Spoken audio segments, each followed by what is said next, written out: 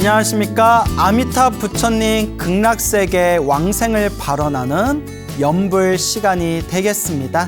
교재를 통해서 우리 아미타 부처님 극락세계 연불 정토법에 대해서 공부해 보도록 하겠습니다. 56쪽입니다. 56쪽.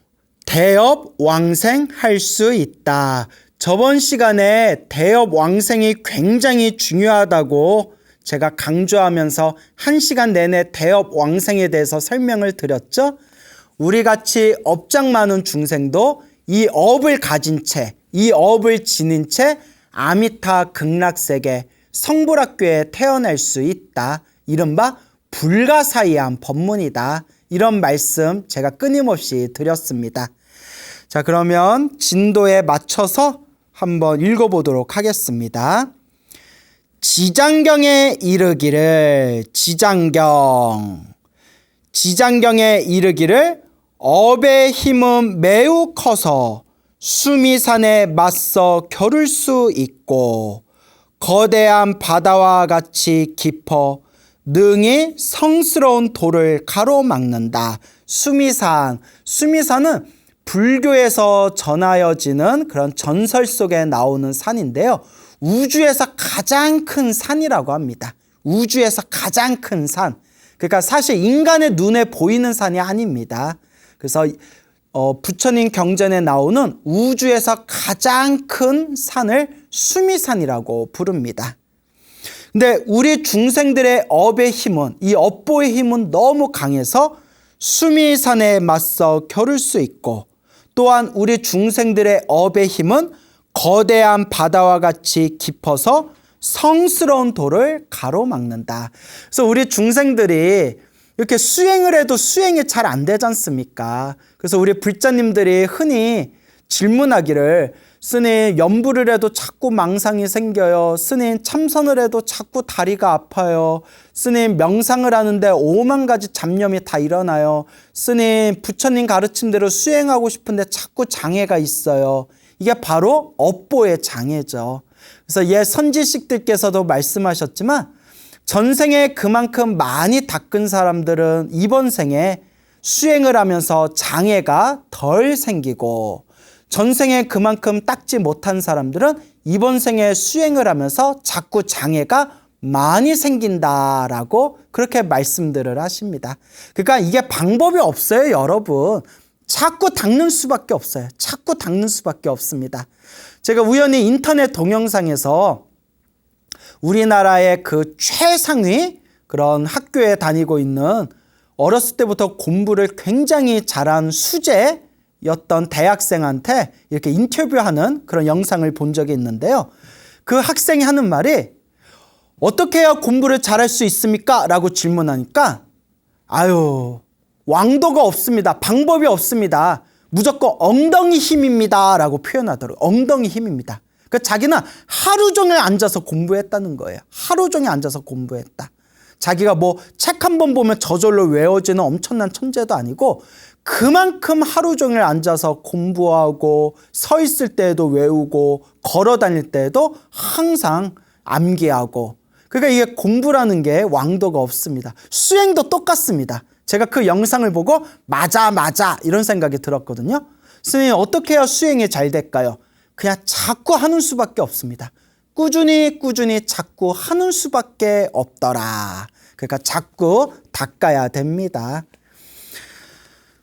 그러므로 작은 악행은 죄가 없다며 가볍게 여기지 말라. 작은 악행이 죄가 없다고 해서 가볍게 여기지 말아라. 티끌 하나하나가 쌓여서 큰 산이 되었다고 합니다. 모래 한 줌 한 줌이 모여서 큰 사막이 된 겁니다. 그와 같이 작은 악행이라 하더라도 그 작은 악업들이 모이고 모여서 저 수미산과 같이 큰 업장, 큰 업보가 되는 겁니다.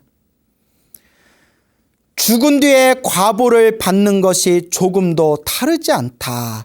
내가 죽은 뒤에, 이번 생에 내가 나쁜 업을 짓고 난 뒤에 그 나쁜 업을 피했다라고 안심하지 말아라. 다음 생에라도, 내가 죽은 뒤에 다음 생에라도 내 업을 반드시 받게 된다. 정말 무섭지 않습니까? 부모와 자식은 더없이 가깝지만 가는 길이 서로 다르며 설사 서로 만난다 하더라도 업의 과보를 대신받지 못한다. 부모와 자식지간이 이 인륜에서 가장 가까운 관계지 않습니까? 이 사람과 사람의 관계인 이 인륜 관계에서 가장 가까운 관계가 바로 부모와 자식이지만, 이 부모와 자식이 살아생전에는 그토록 가깝게 지냈지만 죽은 뒤에 가는 길은 같다 다르다? 서로 저마다 가는 길이 다르구나. 또한 서로 저마다 만났다 하더라도 각자 지은 업보 따라서 서로의 만남과 헤어짐, 그 속에서 펼쳐지는 현상들이 다 자기 업보대로 다르게 흘러가는구나. 그런 말씀이 되겠습니다. 그래서 부모와 자식은 더없이 가깝지만 아무리 가까워도 부모가 자식의 업보를 대신할 수 없고 자식이 부모님의 업보를 대신할 수 없고 다 자기가 지은 업보대로 살아갈 수밖에 없구나. 그러니까 우리가 자꾸 선업을 짓도록 노력해야 됩니다. 자꾸 선업을 지어야 됩니다. 선업과 공덕을 짓되 공덕 중에서 최고의 공덕이 연불공덕이라고 했습니다. 여러분, 얼마나 편하고 얼마나 쉽습니까? 지금 이 영상을 보면서 이 영상을 보시고 있는 이 순간에 나무 아미타불 한번 부를 때 여러분들의 공덕이 플러스 1이 되는 겁니다. 여러분들이 이 영상을 보시면서 관세음보살을 부르든 지장보살을 부르든 지극한 마음으로 불보살의 명호를 부를 때 여러분들 마음자리에 공덕이 쌓이고 있는 겁니다. 세상에 이렇게 쉽게 공덕 짓는 법이 어디 있습니까? 걸어 다닐 때에도 나무 아미타불, 앉아 있을 때에도 관세음보살, 누워 있을 때에도 지장보살, 생각마다 항상 불보살님을 연불하면서 내 마음을 닦고 닦아 나아간다면 그것이 이번 생 인간으로 태어난 최상의 공덕이다.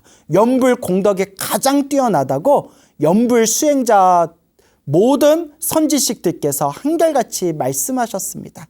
그러니까 우리 연불 정토를 닦으시는 불자 여러분, 늘 나무 아미타불을 연불하시고 어떤 기도를 하시든 항상 마지막에 제가 다음 생에 사막도에도 떨어지지 말고 하늘세계 인간 세상에도 태어나지 말고 오직 아미타 부처님 극락세계 성불학교에 태어나게 해주십시오.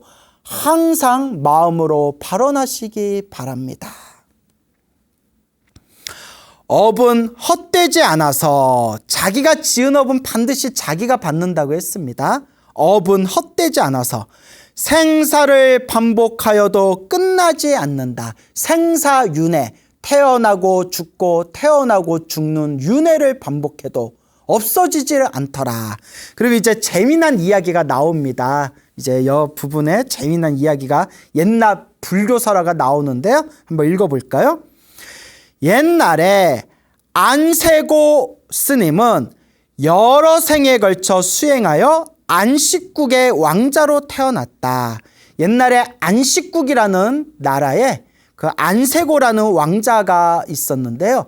이 안세고라는 왕자가 머리를 깎고 출가했습니다. 근데 이 안세고 스님은 머나먼 과거 전생에서부터 항상 스님으로 태어나 수행을 하셨던 분입니다. 나중에 5가지 감관의 즐거움을 버리고 출가 수행하여 숙명통을 얻게 되었다. 5가지 감관의 즐거움. 5가지 감관은 우리 안입이 설신, 안, 눈, 이, 귀, 비, 코, 설, 혀, 신, 몸. 그래서 눈, 귀, 코, 혀, 몸뚱아리, 이 5가지로 맛보아지는 모든 감각적인 쾌락, 즐거움을 5가지 감관의 즐거움, 오욕이라고 부릅니다. 그래서 눈으로 즐거움을 누리고, 귀, 소리로 즐거움을 누리고, 그리고 코, 향으로 즐거움을 누리고, 그 다음에 혀, 맛으로 즐거움을 누리고, 그리고 몸의 촉감으로 즐거움을 누리는 5가지의 감각의 즐거움. 그러니까 인간이 그런 집착하고 누리고 있는 모든 그런 쾌락과 그러한 즐거움들을 다 버리고서 머리 깎고 출가 수행하여 숙명통을 얻게 되었다. 숙명통은 자신의 과거 전생을 꿰뚫어 보는 것을 숙명통이라고 합니다. 근데 이 숙명통이 자신의 과거 전생을 꿰뚫어 보는 것이 숙명통이라고 했는데요. 이 숙명통도 수행자 따라서 그 힘이 다르답니다. 그래서 수행을 많이 하신 스님들은 바로 과거 전생이나 그 과거의 전생까지 볼 수가 있고, 아라한들은 몇 생이나 몇십 생이나 몇백 생까지 볼 수가 있답니다. 그런데 무한에서 무한까지 다 꿰뚫어 보시는 분, 저 바닥 밑바닥까지 인간의 생각으로 헤아릴 수 없는 저 우주 너머의 시간 이전까지 모든 중생들의 전생을 다 꿰뚫어 보시는 분은 오직 부처님밖에 안 계신다. 이제 그런 내용이 경전에 보면 나옵니다. 신통력으로 살펴보니 전생에 자신이 다른 사람의 생명을 해쳤는데 그 사람이 중국에 태어나 살고 있다는 것을 알게 되었다. 그래서 배를 타고 중국의 낙양에 도착하였다. 왜 안세고 스님이 중국 낙양에 가셨을까요? 내가 과거 전생에 누군가의 목숨을 해친 적이 있었구나. 내가 지었던 나의 빚이기 때문에 이 빚은, 이 숙제는 내가 받을 수밖에 없구나. 그러니까 그 빚을 갚기 위해서 자기가 전생에 해쳤던 그 사람이 이번 생에 태어난 그 중국 땅으로 일부러 건너가신 겁니다. 야, 대단하지 않습니까? 우리는 보통 돈 빌려놓고 돈 안 갚으려고 막 요리조리 피해 다니는, 빚쟁이들 피해 다니는 그런 얌체 같은 사람들 있지 않습니까? 그런데 우리 안세고 스님은 목숨을 빚졌는데, 전생에 사람을 해쳐서 목숨을 빚졌는데 그것을 갚기 위해서 일부러 찾아가는 겁니다. 정말 대단하지 않습니까? 아무도 없는 들판에 이르렀을 때 한 소년을 만나게 되었다. 그런데 그 소년은 갑자기 몹시 화를 내며 한마디 말도 없이 칼을 뽑아서 스님을 죽였다. 그러니까 그 스님이 왜 안세고 스님을 보고 왜 갑자기 화를 내면서 칼을 뽑아서 죽였을까요? 전생에 업보였던 겁니다. 여러분, 이런 불교설화 입장에서 살펴보면 괜히 우리 이유도 없이 떡이라도 하나 더 쥐어주고 싶은 사람 있지 않습니까? 그런 그 사람은 은혜로 만난 사이입니다. 근데 여러분, 괜히 이유도 없이 밉고 꼬집고 싶고 그 뒤통수라도 한 대 때리고 싶고 욕이라도 한 번 더 하고 싶은 사람 있지 않습니까? 전생에 왼수로 만난 사이입니다. 근데 이걸 우리가 이번 생에 이 업을 우리가 바꿔야 됩니다. 우리의 업을 바꿔야 돼요. 내가 전생에 저 사람하고 왼수였다고 해서 이번 생에 그 사람에게 내가 피해를 주게 되면 다음 생에 그걸 또 내가 받게 됩니다. 이번 생에 이제 끊어내야 됩니다. 그리고 또 이런 경우가 있습니다. 이번 생에 정말 사랑하고 좋아해서 만났는데, 그러니까 은혜로 만났는 줄 알았는데 나중에 왼수가 되어버리는 경우가 있습니다. 참 무섭죠. 그리고 이번 생에 지긋지긋한 왼수인 줄 알았는데 나중에 내가 목숨이 위급할 때 나를 구해주는 은혜로 또 만나는 경우가 있습니다. 역사 소설이라든가 무슨 문학 소설 같은 데 보면 이와 비슷한 일들이 있지 않습니까? 나를 그토록 괴롭히던 왼수인 줄 알았는데 시간이 지나고 무슨 일이 생겼을 때 남들이 다 나에게 손가락질을 하고 나를 버렸을 때 오히려 나를 구해준 그런 은인으로 나타나는 그런 스토리들이 있지 않습니까? 그러니까 다 이게 인연법입니다. 다 이게 인연법이에요. 너와 나 사이는 은혜로 만났는가? 너와 나 사이는 왼수로 만났는가? 너와 나 사이의 빚은 언제 다 갚을 것인가? 어렵고 어려운 일입니다. 그래서 이 빚을 갚을 수 있는 가장 쉬운 방법이 극락세계에 태어나는 거라고 합니다. 극락세계에 태어나면 아미타 부처님 가피와 아미타 부처님 자비 아래 빚쟁이들을 피할 수가 있다고 합니다. 그러니까 여러분들 전생에 빚이 많다고 생각되는 분들, 이번 생에 빚을 많이 지으신 분들, 묻지도 말고 따지지도 말고 열심히 연부를 하셔서 다음 생에 아미타 극락세계 태어나시고, 아미타 극락세계에서 우리가 깨달음을 얻은 뒤에 그걸로 빚이 끝난 게 아닙니다. 깨달음을 얻은 뒤에 다시 이 사바세계로 돌아와서 내가 빚을 지었던 사람들에게 지혜와 자비로서 다시 갚아나가는 것입니다.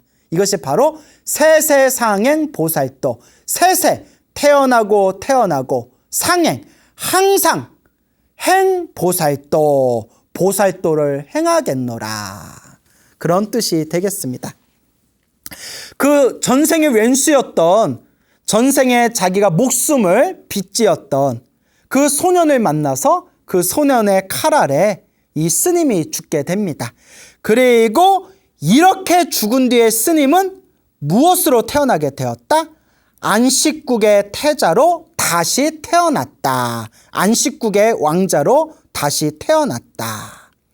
자라서 출가 수행하여 다시 머리 깎고 수행하여 숙명통을 얻게 되었고, 전생에 자기의 전생을 꿰뚫어 보는 숙명통을 얻게 되었고, 원결이 아직도 남아있는 것을 알고는 목숨빚을 갚으려 하였다. 원결, 원한의 맺음, 아직 서로 간에 맺혀있는 원한을 원결이라고 합니다.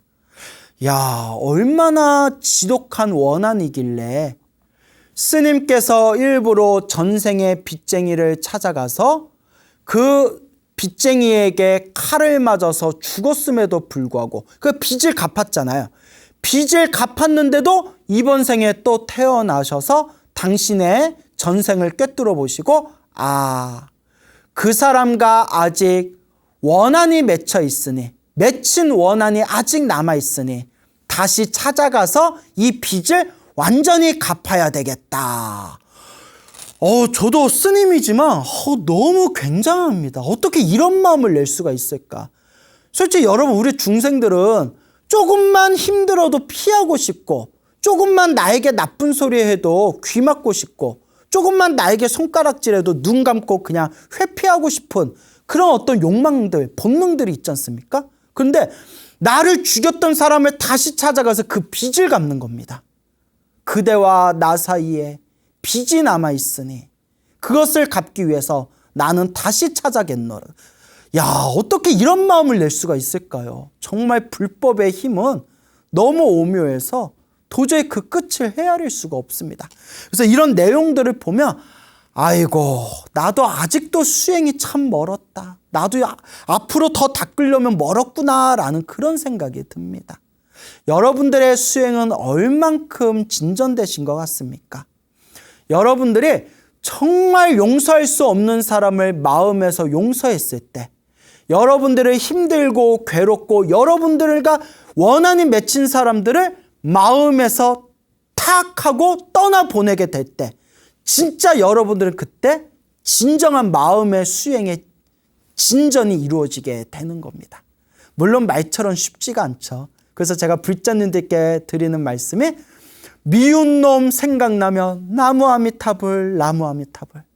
못된 놈 생각나면 관세음보살, 관세음보살. 정말 왼수 같은 놈 생각나면 지장보살, 지장보살. 자꾸 그렇게 내 마음을 꾸준히 닦는 수밖에 없다. 그래서 저와 친분이 있는 어느 불자님이 계셨는데, 어느 보살님이 계셨는데요.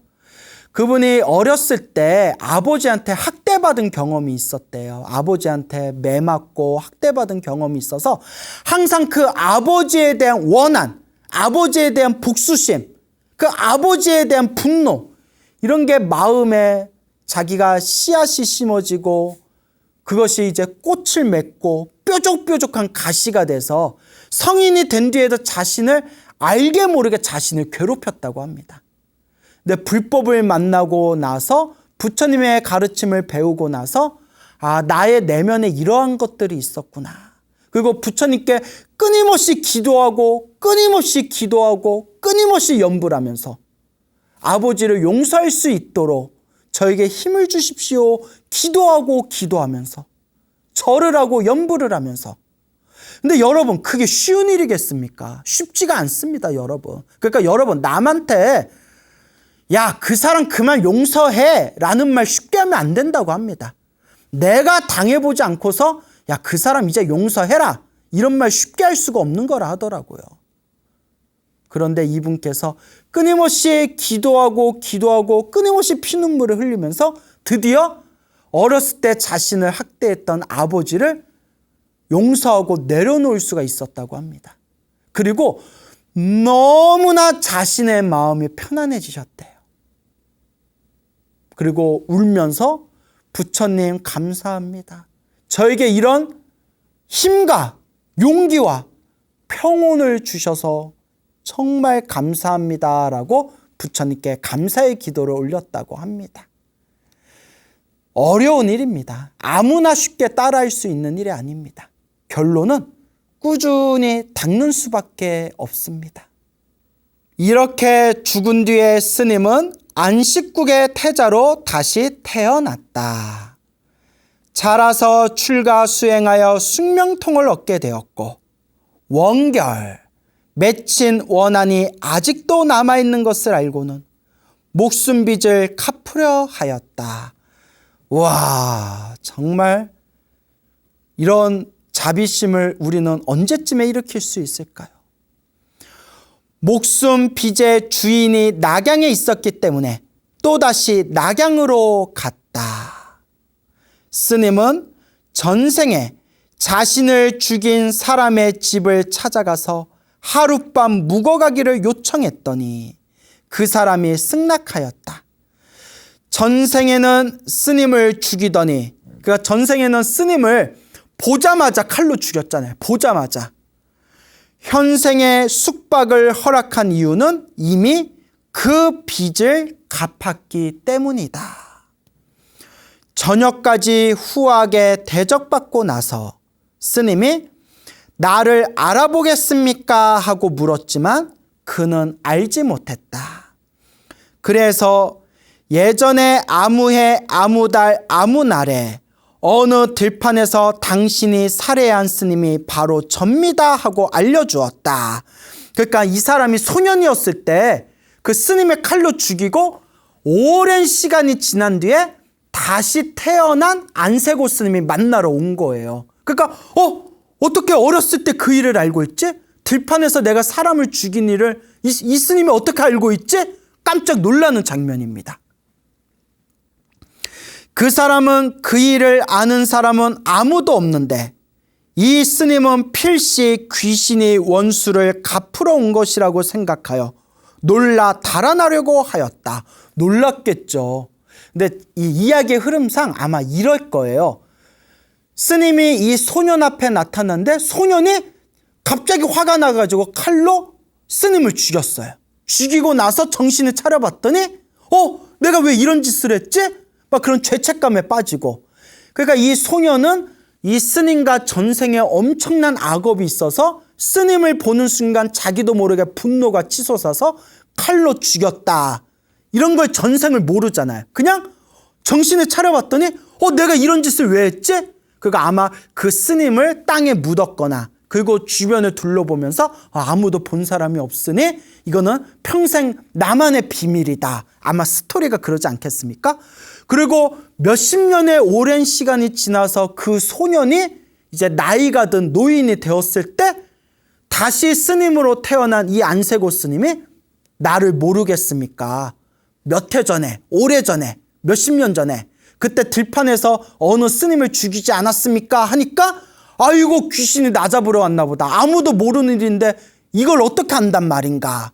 그러면서 이제 놀라서 달아나려고 하는 그런 내용들이 펼쳐지겠죠. 그러자 스님은 이렇게 말하며 진정시켰다. 두려워하지 마시오. 나는 귀신이 아닙니다. 살해된 뒤에 홀령이 다시 안식국에 태어나서 왕자로 태어나 머리 깎고 출가해서 숙명통을 얻고 전생을 다 꿰뚫어 본 뒤에 이번에 낙양에 온 것입니다. 그런데 내가 내일 다른 사람 때문에 죽게 될 목숨빚이 남아 있습니다. 숙세의 목숨빚을 갚아야 하니 내 부탁을 들어주세요. 지금 내가 유언하는 것을 증거로 삼으세요. 나는 그 사람에게 갚아야 할 목숨빚이 있으니 과실로 사람을 죽인 죄는 다스릴 필요가 없다고 관청에 청해 주세요. 스님은 부탁을 마치고 각자 편안히 잠을 자고 나서 다음 날 함께 이웃마을에 갔다. 스님이 앞에 가고 그 사람은 뒤를 따랐다. 스님 앞에 어떤 시골 사람이 땔감을 짊어지고 가고 있었다. 그런데 갑자기 땔감이 우르르 떨어지더니 뒤따르던 스님의 머리를 치게 되어 그 즉시 목숨을 잃게 되었다. 땔감이 우르르 쏟아져서 스님이 머리를 쳐가지고 목숨을 잃게 된 거죠. 땔감을 지고 가던 시골 사람이 관청에 잡혀가서 신문을 받게 되었다.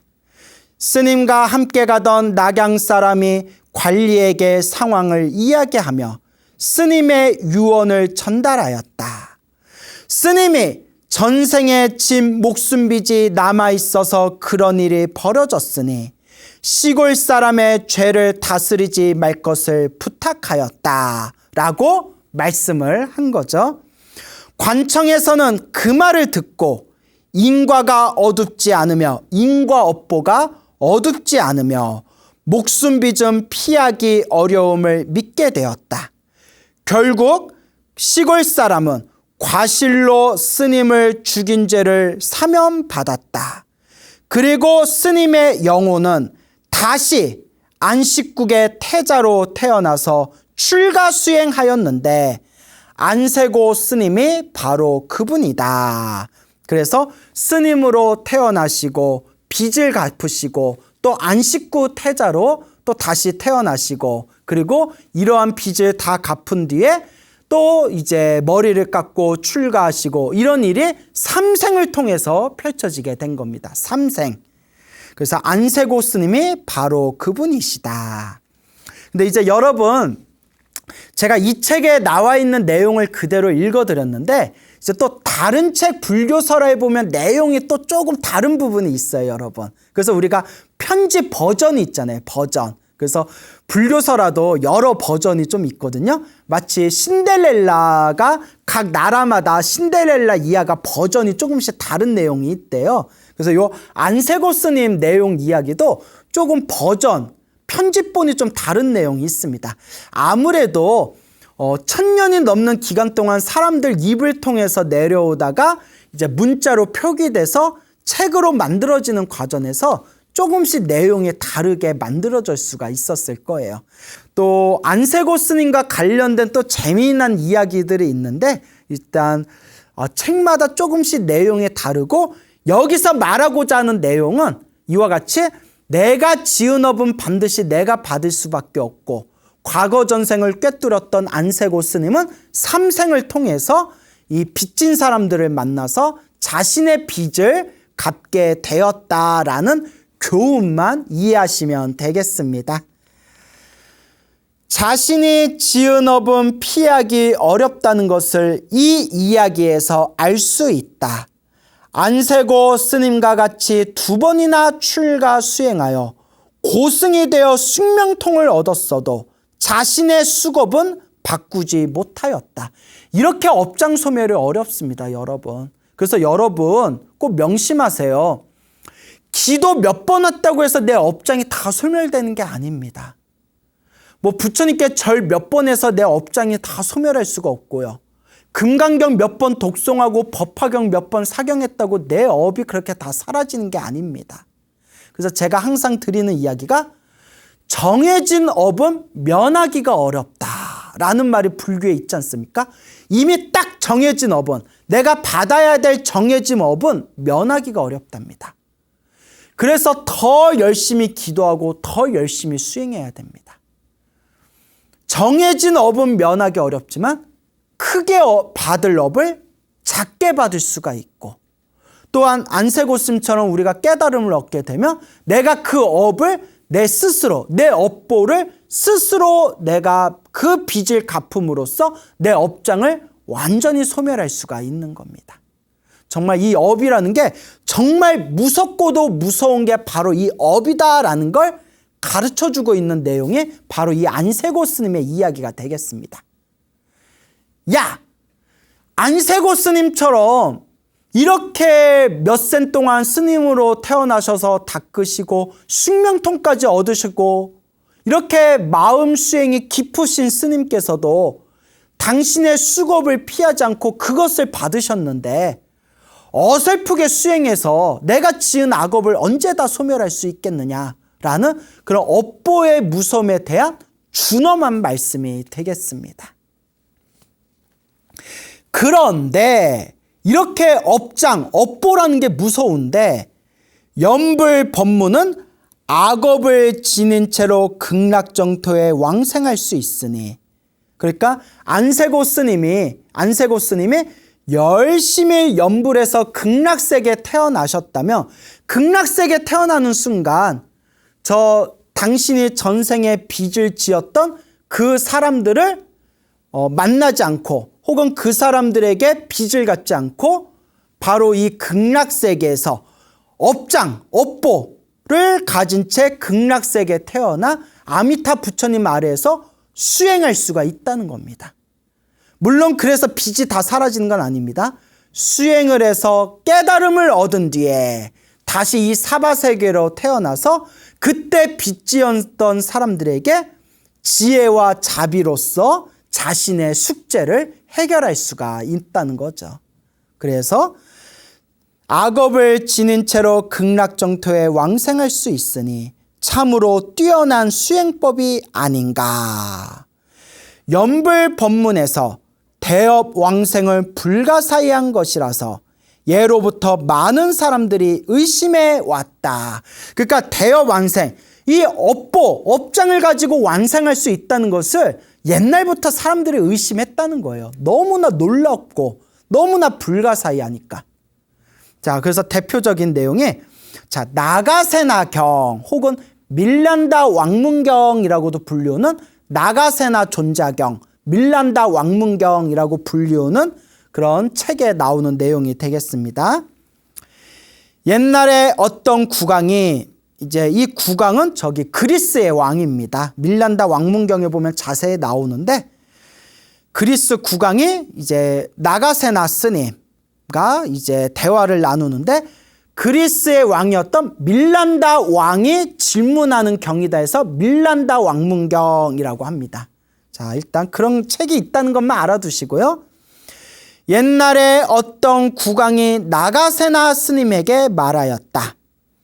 염불하는 사람은 악업을 지닌 채로 극락세계에 왕생할 수 있습니까?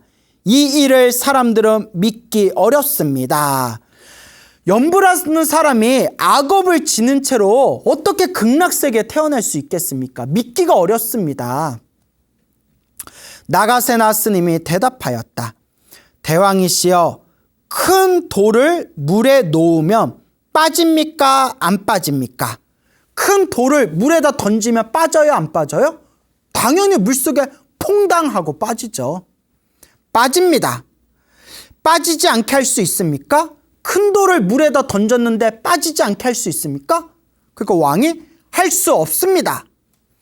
만약 큰 돌을 큰 배 위에 싣는다면, 그러니까 돌을 물에다 던지면 뽀로로 하고 풍덩하면서 물속에 가라앉지만 큰 배 위에다, 나무로 만든 큰 배 위에다 돌을 던지면 가라앉는다, 안 가라앉는다? 그렇죠. 돌이 가라앉지 않고 배 위에 그대로 있겠죠. 물속에 빠지지가 않겠죠. 만약 큰 돌을 큰 배 위에 싣는다면 다른 곳으로 옮길 수 있습니까? 없습니까?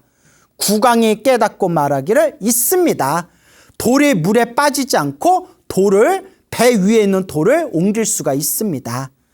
자, 그때 스님이 말씀하시기를 악업을 지은 중생이 타락하는 것은 마치 큰 돌을 물에 놓으면 반드시 빠지는 것과 같습니다. 돌을 물속에 놓으면 물속으로 돌이 뽀로로 하고 풍덩하고 빠지는 것 같이 악업을 지은 중생이 저 지옥에 타락해서 지옥에 떨어지는 것은 당연한 일입니다. 그러나 염불하는 사람은, 부처님의 가피를 발언하면서 염불하는 사람은 아미타 부처님의 큰 원력으로 영접을 받아 왕생하는 것이니, 부처님의 크신 원력의 배를 타기 때문에, 부처님의 크신 원력의 배를 타기 때문에 악업이 있어도 완생할 수 있습니다. 악업이 있었는데 어떻게 왕생할 수 있냐? 그것은 마치 큰 돌이라도 배에 실으면 돌이 물에 빠지지 않고 그 돌을 다른 곳에 옮길 수 있듯이, 악업이 많은 중생은 아미타 부처님이라는, 아미타 부처님의 원력이라는 배에 타기 때문에 물속에 빠지지 않고, 지옥이라는 육도윤회라는 물속에 빠지지 않고, 아미타 부처님의 원력이라는 배에 타서 저 극락세계 갈 수가 있는 겁니다 라고 멋들어지게 비유를 드는 겁니다. 그래서 여러분, 우리가 보통 천도제 할 때 제를 이렇게 마치고 나서 그 위패랑 사진을 그 이렇게 거북선 모양처럼 만들어 놓은, 그 거북선이 아니라 용이거든요.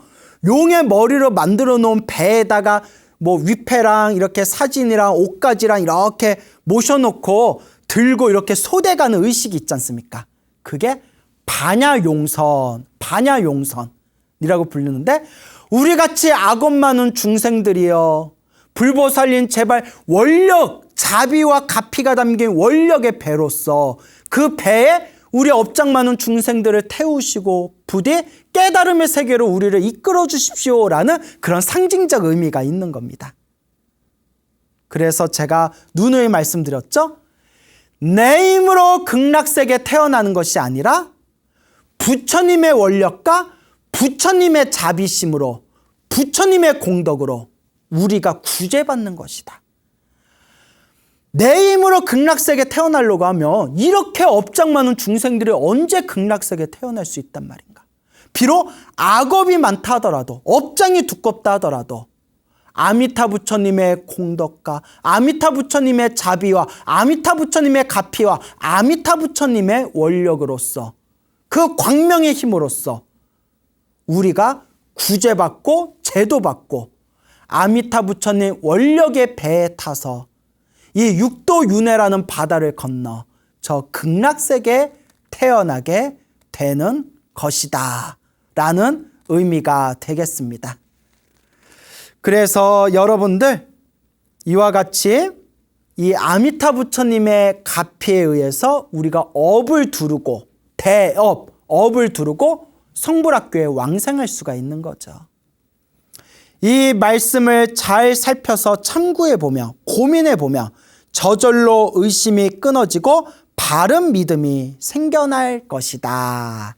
자, 그리고 이제 또 다른 책에 보면 밀란다 왕문경하고 나가세나 존자경 또 다른 버전을 보면 여기서 이제 극락세계라고 표현이 안 돼 있어요. 제가 이걸 왜 설명드리냐면, 여러분들이 나중에 밀란다 왕문경에 이런 내용이 나온다고 하고 이렇게 살펴봤는데 내용이 좀 다를 수 있거든요.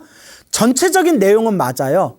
악업이 있는데 뭐 어떻게 염불을 하면 지옥에 안 떨어집니까? 그러면 이제 그 염불을 한 그 공덕이 마치 돌을 배 위에다 던진 것 같아서 물속에 빠지지 않는 것 같다. 이런 비유는 비슷한데, 다른 책에 보면 극락왕생, 극락이란 표현이 안 나오고 천상이란 표현이 나와요. 대신 천상에 태어나게 됩니까? 라는 표현이나, 어떻게 악업을 많이 지었는데 부처님을 염불하면 지옥에 안 떨어집니까? 라는 그런 버전으로 또 이렇게 책이 돼 있거든요. 그래서 여러분 나중에 헷갈리지 마시라고 제가 또 미리 말씀드리는 거예요. 그러니까 우리 스님들도 공부하기가 복잡해요. 책마다 조금 편집본들이 조금씩 달라서 내용이나 구절이 좀 다르거든요. 그래서 이런 것들을 조금 여러분들이 사유를 하면서 읽어보신다면 왜 내가 본 책하고 다른 내용이 나오지? 아니에요. 내가 본 책하고 다른 내용이 나오는 것은 다른 책, 다른 편집본에 그런 내용이 나올 수가 있어요. 그래서 책을 많이 볼수록 내 거만 옳다라고 주장하기가 어렵더라고요. 나는 그 책에서 그렇게 안 봤는데 라고 해서 그분께 가서 여쭤보면 다른 책 다른 버전에는 이런 내용이 나옵니다 라는 걸 확인할 때가 있거든요. 그래서 밀란다 왕문경을 보면 극락왕생이란 표현은 안 나옵니다. 그래서 혹시 헷갈릴까 봐 미리 말씀드리는 바이고, 여기서 우리가 얻을 수 있는 결론은 마치 돌을 물에다 던지면 물속에 돌이 빠지는 건 당연하듯이 우리가 악업을 지으면, 우리가 나쁜 업을 지으면 악도, 사막도에 떨어지는 게 당연하지만 배 위에다 돌을 던지면 물속에 빠지지 않듯이 우리가 지극한 마음으로 염불하면 비록 악업이 있다 하더라도 그 간절한 염불의 힘에 의해서 아미타 부처님의 원력의 배 위에 우리가 무사히 타서 저 극락세계에 태어날 수 있을 것이다 라는 대업왕생, 업을 가지고 극락세계 왕생한다, 그런 의미로 여러분들이 머릿속에 정리해 두시면 되겠습니다. 자, 오늘 여기서 마치겠습니다. 매일매일 열심히 염불하시고 항상 아미타 부처님 극락세계에 발원하시는 불자분들 되시기를 축원드리는 바입니다. 여러분 성불하십시오.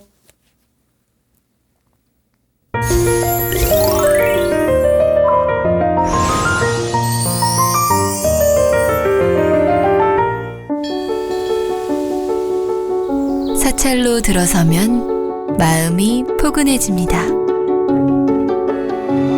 힘들었던 기억은 내려놓고 나를 찾는 시간을 가져봅니다. 나를 위한 행복여행 템플스테이로 당신을 초대합니다.